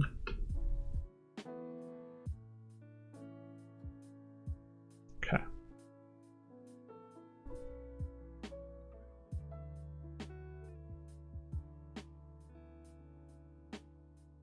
I'm just widening my browser here to see what happens. It's still expanding to fit the rest of the browser, so that's okay though. We will just leave it like that. The overflow hidden, I think, will take care of our problem for right now. It's probably a better idea to put a big wrapper around all this stuff and have that hard coded with the width and the height. I might do that later when I clean this up a little bit, but for now this is okay. So we have this text that is upright. Now, the question is, can we get the text positioned how we want it and also get it to move? That remains to be seen. All right, so this is absolutely positioned. So let's see if we can just make the top something like, I don't know, negative 200 pixels, because we need to move it up a little bit, and left we will make it like, I don't know, negative, also negative 200 pixels. Okay, so that works. Again, please don't ever write your CSS like this. I would never, ever, ever write my CSS like this if I were doing this for a real project. This is you know, this is for basically a bizarre scenario where I have a fixed width on this. So yeah, please never do this. Okay, so now I think what we also need to do is anything that we have in this, and I'm probably gonna need to change this class, by the way, because I'm gonna need to duplicate this. So there's like, you know, like 9 rows of these bees. So I'm gonna need to duplicate this. So I'm probably gonna need to give this a class of like B1, B2, B3 or something like that, but we'll handle that part later. For right now, what I want to do is add my second set of bees inside of this box. And it is important that they have that same class because I want to make sure that they are perfectly overlaid on top of the ones here. I'm foreseeing an issue already. Issue number 1 is that we need to do a lot of styling on these. All right, so let's see what happens when it's inside the clipping container. It's still inside of this container, importantly. Okay, so we also need to put these bees that are in here. We actually need to put this whole big text thing inside of the box. Let's see if that does anything for us. Well, it's totally screwed up now, so that's normal. So let's inspect and see what's happening here a little bit.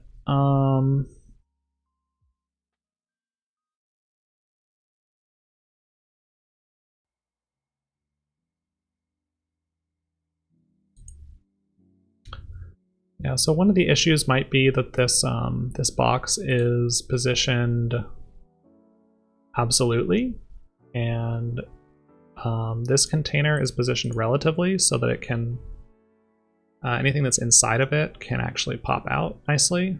Putting the absolutely positioned divs inside of the absolutely positioned box is probably not a great idea. So I might have to make, it's kind of a weird thing to do. So what they've done is they have centered their clipping container. Interesting.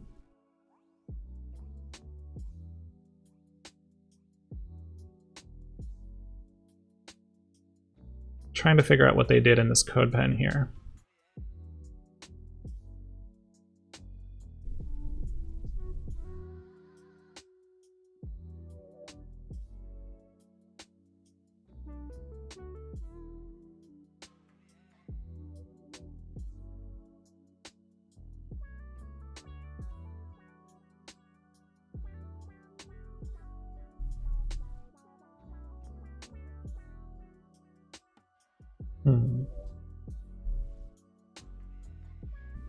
So I wonder if we inspect this, if we can just see actually what the class of this is. Okay, so they have their body, they have their H1, which is here, which is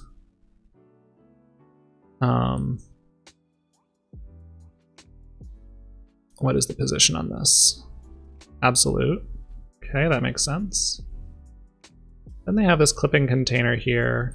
And if we look inside here, these spans each have no position on them, so they're just inheriting their position. That's okay.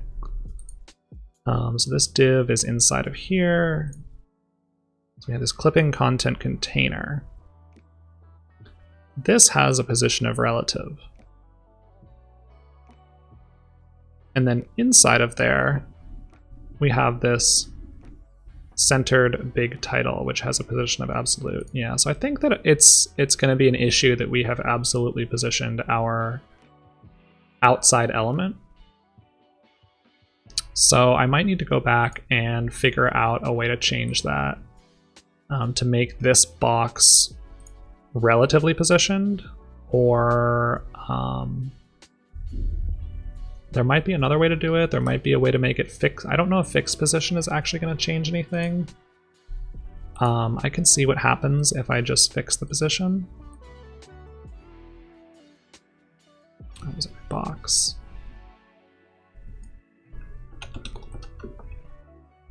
Okay, that didn't help anything.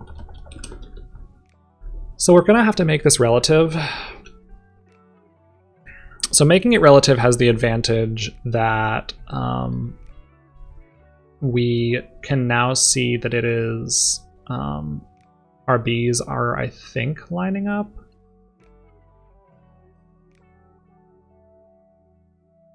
Now that's weird. Oh no, that's not weird. That should be down there. Okay, yeah, that's good.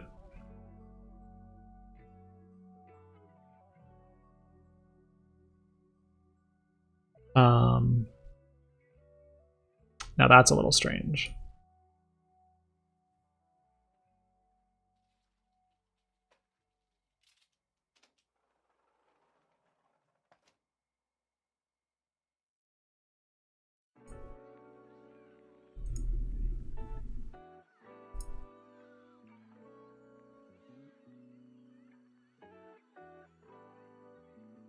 Okay, so our divs that are inside of the box are pushed down a little bit, which we might expect because we have this other content on the page. But what I'm wondering is if this is because in my other big text, I have actually scooched it up a little bit because I've given it a top of like negative and negative. So I wonder if I take those off, if this will behave a little better. Again, we're going to have to think of how to position these, because if we take those values off, then it's going to be hard to position them still.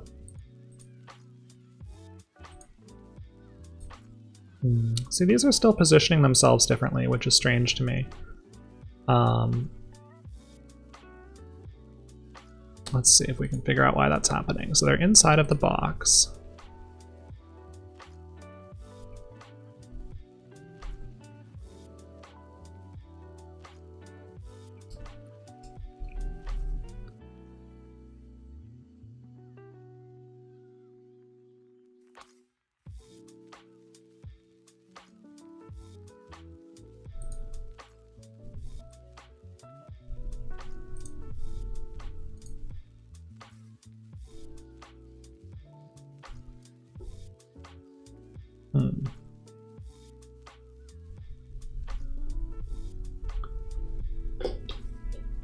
All right, so this big text has position absolute, display block, text transform uppercase, no wrap, vertical RL, our text orientation is upright, our padding is 0, margin is 0. Let's compare that to the way they have their CSS written over here. So they have their big title, that's their equivalent class, along with centered, so we're kind of mixing these two classes together. So we have position absolute, and these things we don't need, I think, but that's okay. Display block, text transform uppercase, white space no wrap. And their position is relative, overflow is hidden, and they have their width and height defined. I wonder if we have the width and height of our box defined. I mean, we do. We have width is 100% and height is 20 pixels. It is weird to have a top on this. We probably shouldn't do that, and we also probably shouldn't have our text transform there.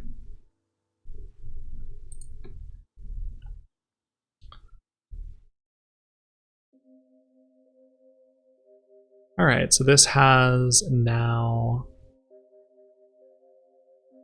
changed once again.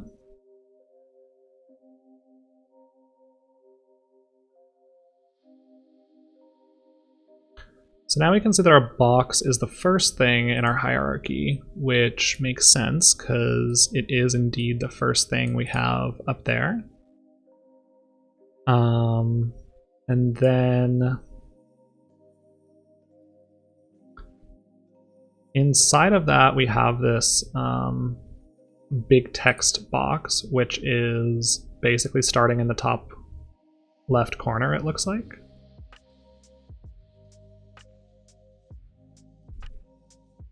That makes sense. Now the issue here is that the next thing is like being pushed down. The big text is starting in the top left corner, but it's being pushed down by the amount of space that this this element here is taking up. So I'm going to go back to the code pen and just look here. It's a little confusing to me because I think that the way we have this set up, none of this stuff is in the grid. This is absolutely positioned, this big text thing. So this shouldn't be being pushed down by this box, which is relative. This should just be ignoring that completely. But who knows? Let's see what's happening here. Okay, so they have their big text, which is the top level element.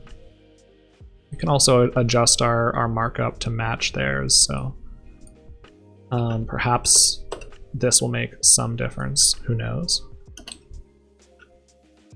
And then they have their clipping container, which has the big text box inside of it. And the clipping container is relatively positioned, and the big box inside of it is absolutely positioned. Okay, which is the same way that we have it. Okay, so that did fix it. Just changing the order of our markup there looks like it did the trick. So yeah, these buttons are going to be these things are going to be messed up here, and I'm going to have to figure out a way to move this box down. So I'm going to have to figure out a way probably to put this in the grid and then maybe expand it, or do something of that sort so that I can get this box to sit in the middle of the screen. So I'm going to have to kind of think about that. I'm not sure exactly how I'm going to do that. I might just have to ditch the grid entirely. It might be time to say goodbye to the grid.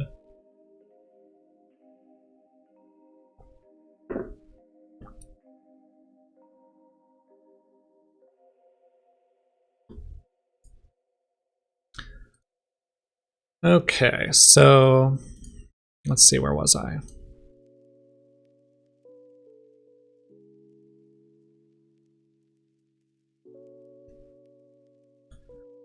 Okay, let's see what happens if we do get rid of the grid. Let's try that and kind of can leave the grid there for now, but I'm actually just going to take these guys, copy them out here. I'm going to plunk them up here for the time being. That might change, and then I'm just going to comment this out in case I decide I want to keep it. I'm going to leave this whole chunk there. But for the time being, I'll comment it out. So, okay, now we definitely want our header to be the first thing, and then we want our timer is now probably our timer is going to have to be absolutely positioned is what's really going to happen here. And maybe all of this stuff will even have to be absolutely positioned. We're going to have to see. But in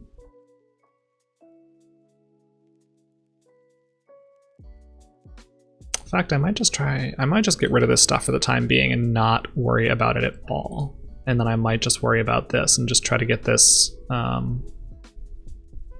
centered and working properly. Okay, so now we're going to look up a new thing, which is center relative div vertically.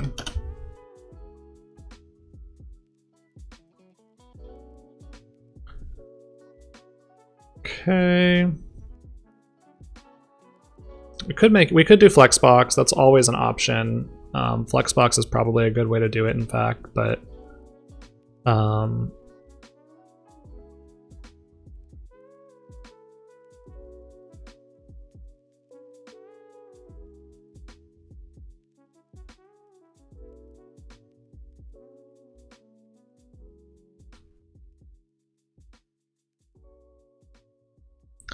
Yeah, maybe the best way to do it is just to do just a vertex, just to use flexbox.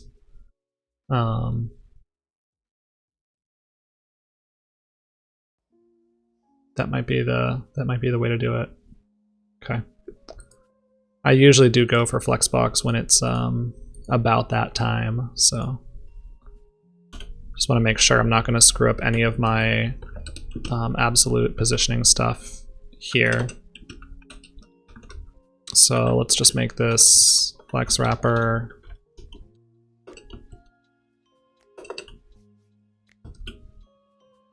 Usually pretty good at typing without looking at the keyboard, but it is harder for some of these special symbols. Okay, so this is all inside of our flex wrapper now. I don't know if we want all of it necessarily to be inside of the flex wrapper. That actually doesn't seem like a very good idea now that I think of it. I think we probably just want this box to be inside of the flex wrapper. So let's do that.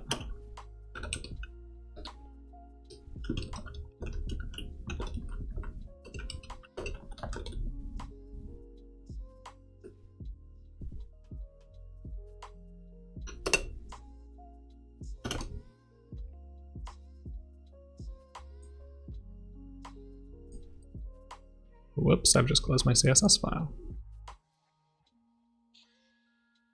Okay.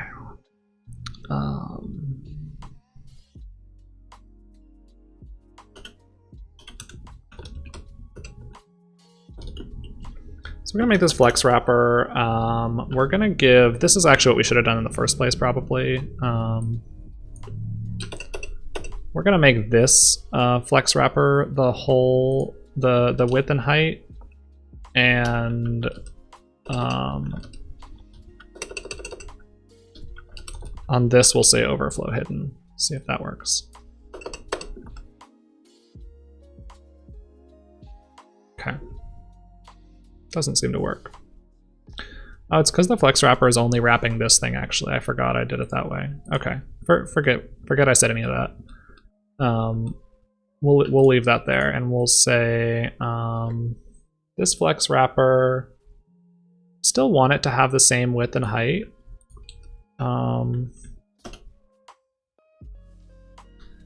And then we want it to have align items. This is always so confusing because grid and flex both have these align and justify things. Okay, display flex. Okay, align items center, justify content center. So justify should be this way and align should be that way, but that could be my brain messing up. So we will see if this works at all. Aha! Oh my god, amazing, it worked! Magic. But of course now it's messed up our, it's messed up the stuff inside of it. Oh god, what a disaster. Alright,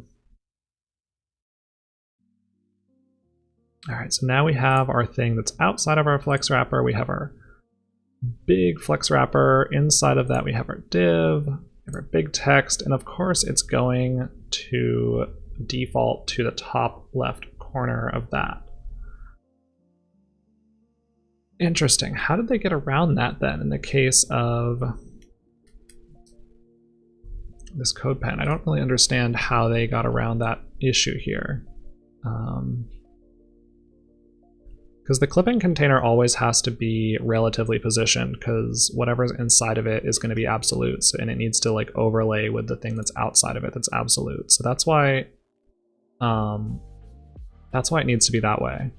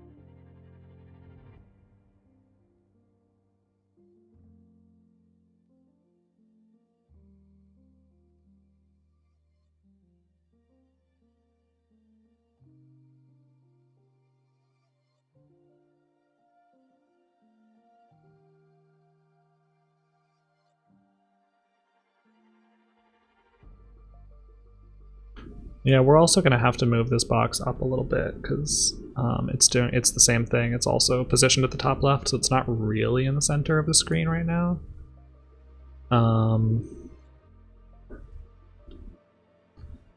Yeah, also this doesn't work anymore because we got rid of our timer and stuff, but that we can add back in.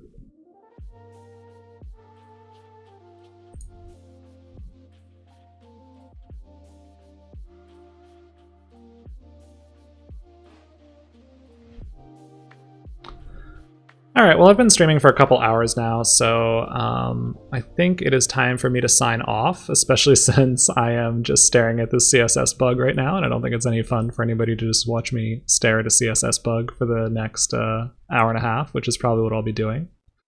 So I'll see if I can figure out this bug, and next time I will come back and we can actually start animating this. I won't work too much on this in the meantime. I'll really just try to get this positioning bug worked out so I can start showing you guys the fun part, which is lining up the columns and creating that animation.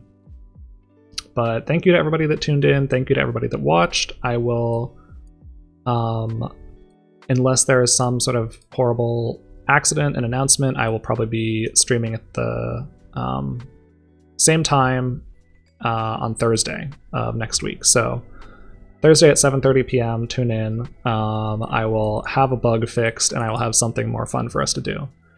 But I think it's pretty fun. Actually, we did some cool stuff today. So, you know, if we, just to show off a little bit, go back here and just put our timer back in and all this stuff back in so that we can do this. You know, we have this kind of cool thing that we can randomly change the background color. That's a fun thing to do. We have our timer set up, we have our project set up, so you know, it's not bad. I think there's going to be some weird stuff with this vertical text writing, but that's something to figure out next time. So all right, thanks for watching. See you guys later.